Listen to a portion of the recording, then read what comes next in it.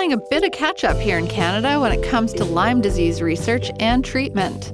On this podcast, we are heading to the only nonprofit lab in Canada dedicated to one thing: generating new knowledge about Lyme disease through scientific investigation.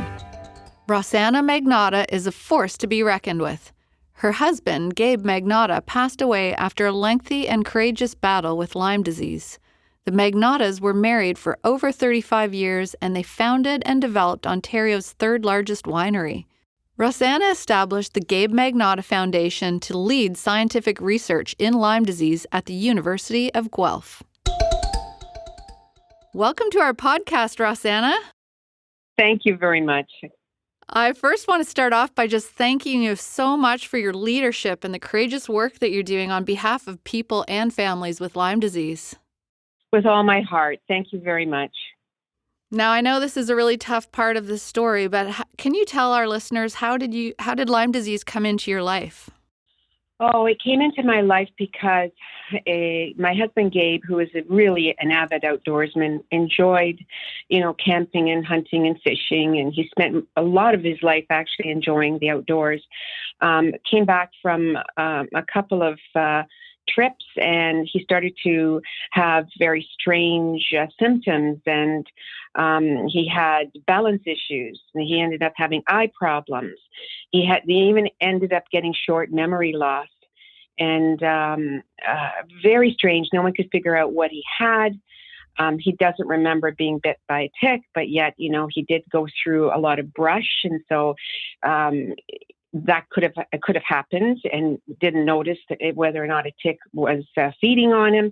But in the end, he was tested for everything from, Parkinson's to MS to Alzheimer's, ALS even. And finally, Gabe was tested for Lyme disease, and the test kept on coming up negative here in Ontario. And we were still no closer to finding out what really was wrong with him. And then, when I got to the bottom of it, I was horrified to find out that the Canadian test didn't work at all. And sadly, Gabe didn't get, even a positive test until we took his blood and sent it outside of the country, like many Lyme patients end up doing today, and got tested in the U.S. And, he was positive, and we had lost so much time, lost so much precious time that, Gabe ended up paying the ultimate price. Mm-hmm. But it's no different than any of the other Lyme patients. The stories are almost all the same. There are some people that get more sick than others, but they seem to have the same thread. They have all these weird things going on. They go to doctors, they get bounced from one specialist to another. In the end, things just don't get uncovered. And then you get to a point where the doctor ends up giving you antidepressants because he figures that you're just depressed and you just need something to make you feel better. And it is so insulting and so hurtful that, we have to end up in that spot, in that place in the illness, because every one of us that have had Lyme disease, and I say I haven't had it, but I lived it with my husband, so I felt it just the same way, is that it's so hard on families because they don't know what to make of it either. When your doctor says, well, you have nothing wrong with you, everything is negative, so maybe you're just really depressed. And that is so hurtful. It's so hard for family members to witness their loved ones struggling like that and not able to get those answers, right?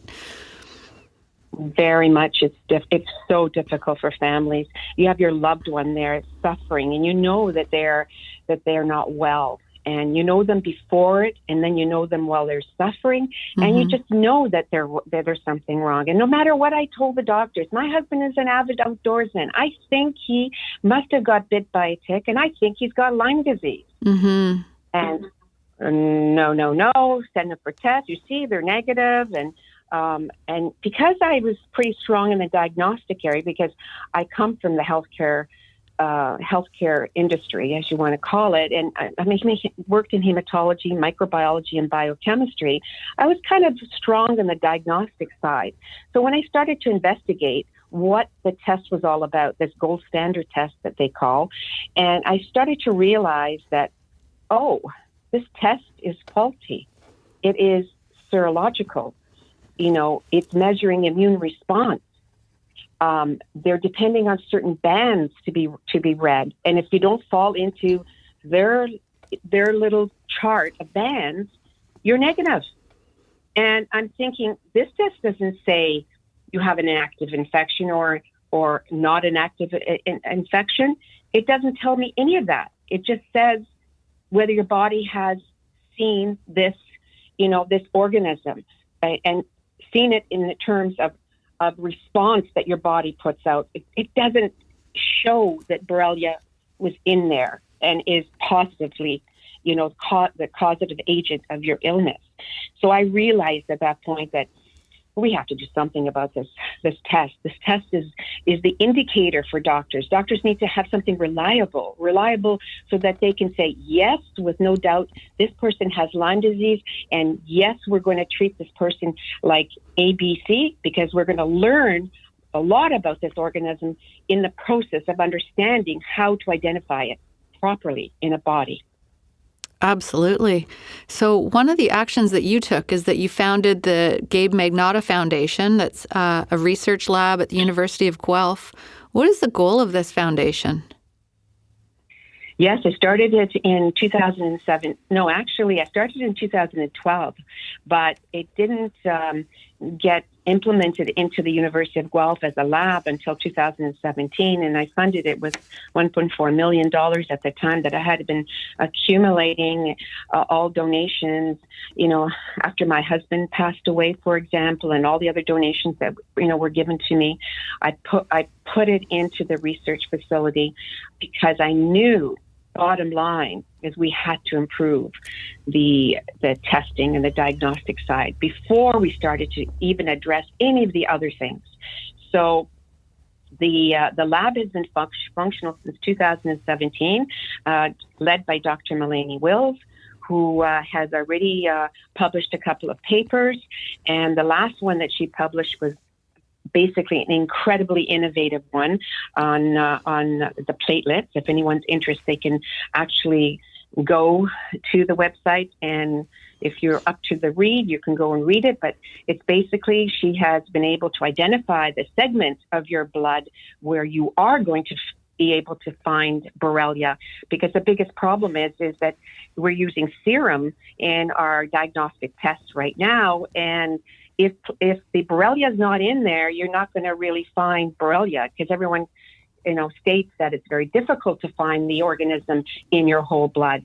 Well, yes, it is. But if you can find the segment where it's hiding, or where there's a concentration of it that is increased, then that should be the area that we should be testing. So Melanie and her team have identified this segment, this part of the blood segmentation, that there's a lot of hope and a lot of excitement that is being placed on it. So, we really, at the end, we want to come up with this diagnostic test, and that's where the goal is for the G. Magnotta Foundation. It's really to fuel the biomedical research that is going to give us answers to the most, of all these challenging questions that even doctors and the patients actually face today. And we need to fix this diagnostic test. What causes why do we have these chronic complications? How, do we improve patients' outcomes here? So, and then of course there's controversy around the whole thing of testing and diagnosis and treatment as well. But what our ultimate goal is to really foster the development of this comprehensive center for clinical care and research. I mean, that would be great if we could do that. We would like to be able to have a comprehensive center for clinical care and research.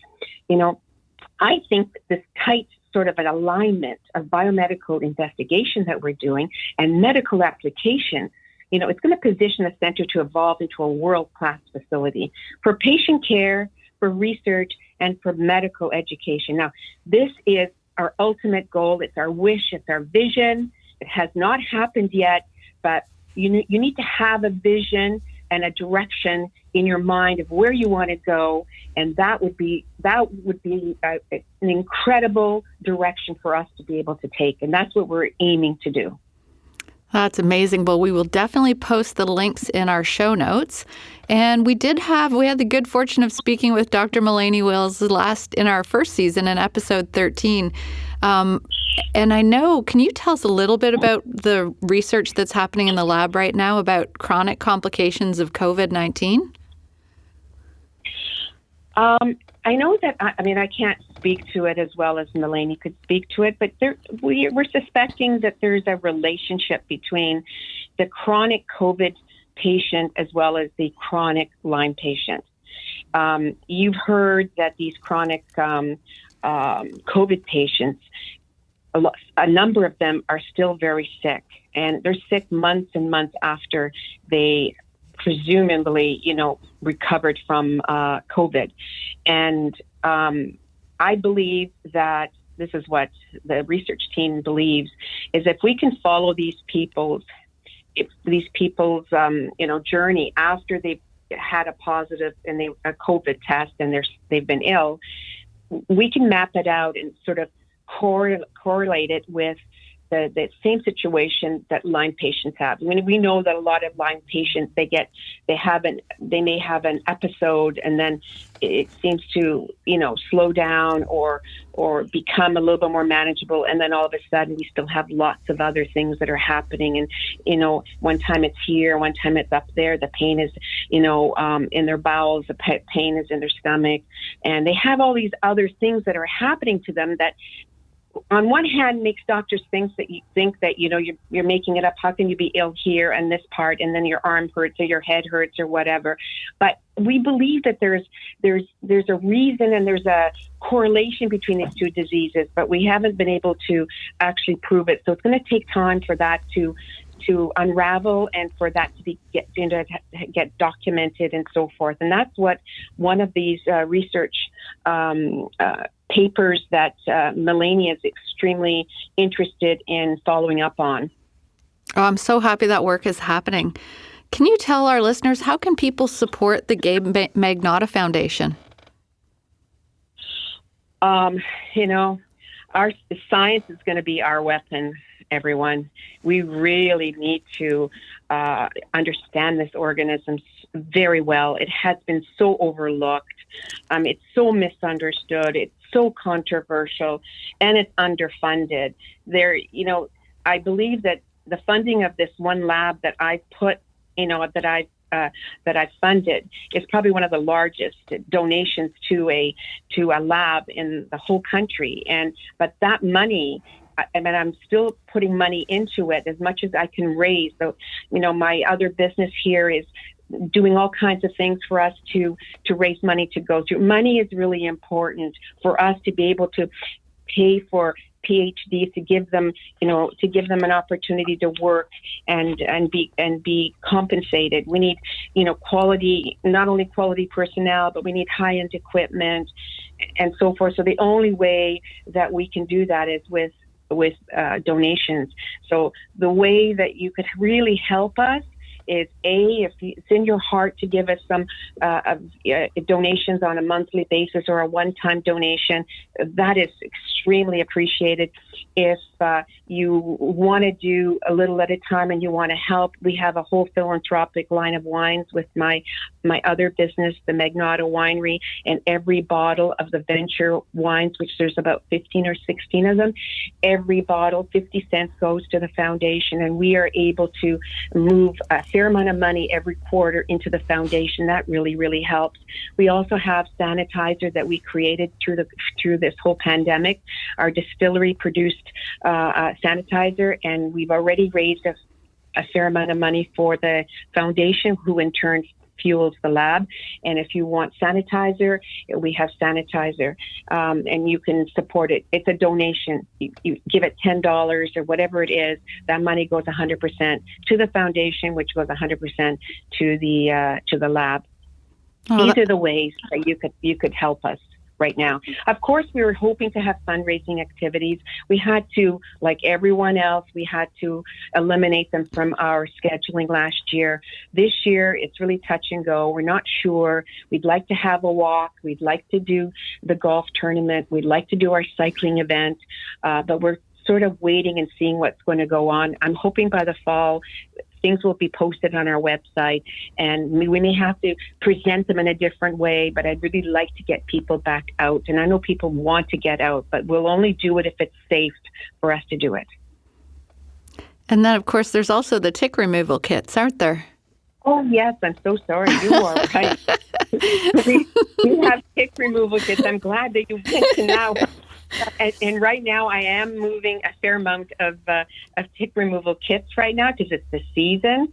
The spring is here, and the birds are, coming back, and they're laying their ticks into their making their own little environments in your backyards, in the grass or wherever.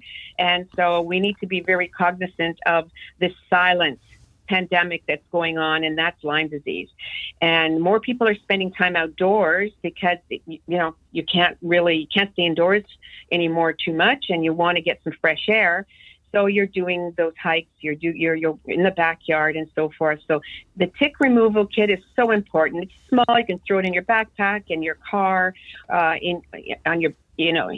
if you cycle, you can put it in your wherever you put it on your bike, pack in there or whatever.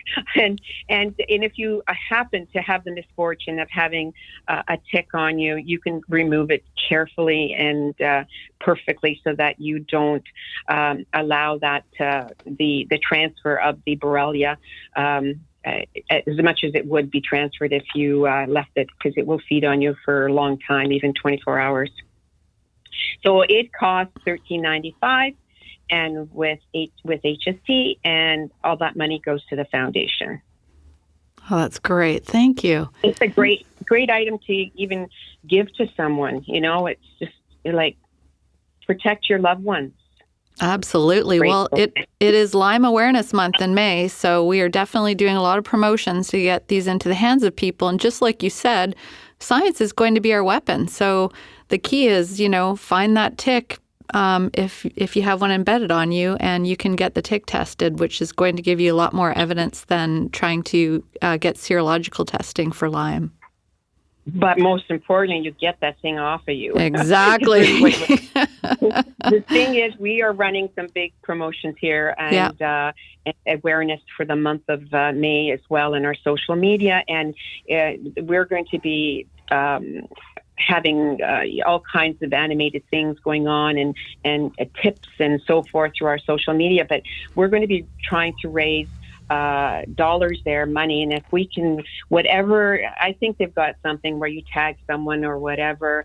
Once again, I'm not a social media expert, but in the end, the winery was going to give $2 for every action that is completed, and we're hoping to raise at least $5,000 on that program. We're also in our stores, the winery stores, I should say. We are asking people to give us a $2, a toonie type of donation. So we'll collect the toonies for the month of May and June here, and every year we do raise several thousands of dollars with the toonie collection. These are the ways that people could help, even if it's a small amount. If we have everyone doing it, it adds up, and it's. The nice thing about it is our foundation is 99.9%. We don't spend any money. It's everything we make, everything's volunteered, and all our money goes directly to the lab. And everyone here is very supportive. Looking into the future, what does success look like to you? Yeah, I'm really excited and passionate about innovation. Innovation really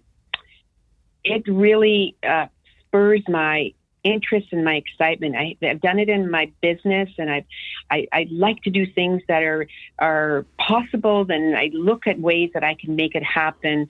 I don't back down. And I think with this integrated research and care thing that I just spoke to you about, I think that is really that really is my vision for the lab and for the foundation to fuel this type of ultimate goal is to foster that development of that comprehensive center for clinical care and research. I think they need to go hand in hand. You need to learn more every day, even if you have information like I spoke about before. This is kind of a new thing because there has been not enough attention given to it. So it really needs to grow, and you need to learn, and you need to be more educated with the use and with the support of the patient group. So this is a center that would be, this type of comprehensive center would be the ultimate goal, to learn more so that we can give back and the doctors can get more new information that they can apply to the care of the Lyme patient. A world-class facility like that would really excite me. Oh, I love it. Well, thank you so much for your time and your leadership and your expertise, and please just don't ever back down. Haven't yet. I don't think I will. Thank you so much. Thank you. Rossana Magnotta founded the Gabe Magnotta Foundation to study Lyme disease. In her words, science is going to be our weapon. I'm Sarah Cormode, and as always, stay safe in the outdoors.